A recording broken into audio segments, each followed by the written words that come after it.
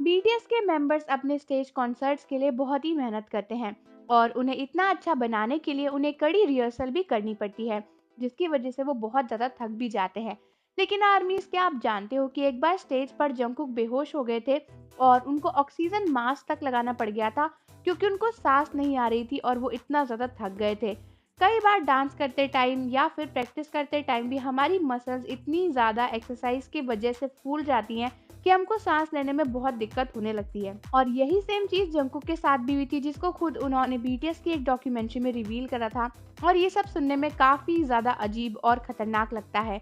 तो army full detail जानने से पहले चैनल को सब्सक्राइब कर लो और बेल आइकन को प्रेस कर लो। तो बीटीएस की एक डॉक्यूमेंट्री आई थी, बर्न द स्टेज, जिसके बारे में आप में से बहुत सारे आर्मीज को शायद पता ही होगा।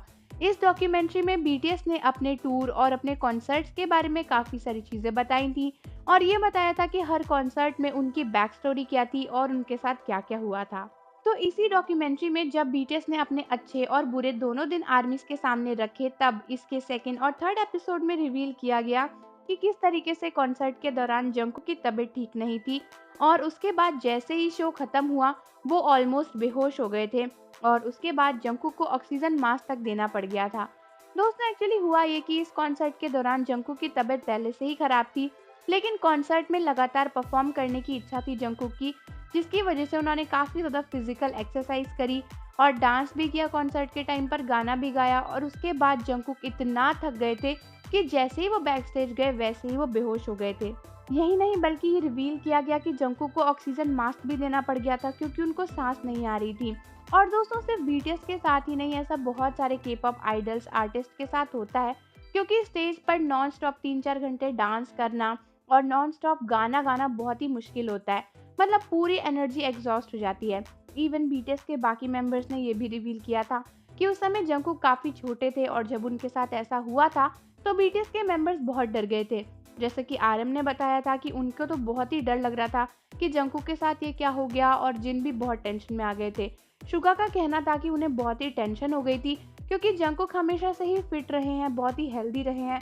तो जब इस तरीके से जंगकुक को बेहोश होते हुए उन्होंने देखा और उनकी हेल्थ कंडीशन इतनी खराब देखी तो उन्हें बहुत ही ज़्यादा अजीब लग रहा था।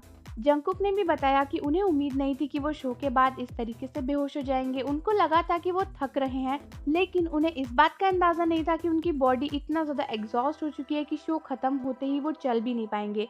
जंगकुक ने बताया कि शो के दौरान वो काफ़ी थक चुके थे, लेकिन आर्मीज को देखकर और अपने कॉन्सर्ट को अच्छे से खत्म करने की इच्छा उन्हें मोटिवेट कर रही थी। लेकिन जैसे ही वो बैक स्टेज पर गए उनकी बॉडी एकदम से कोलैप्स हो गई और वो नीचे गिर गए थे।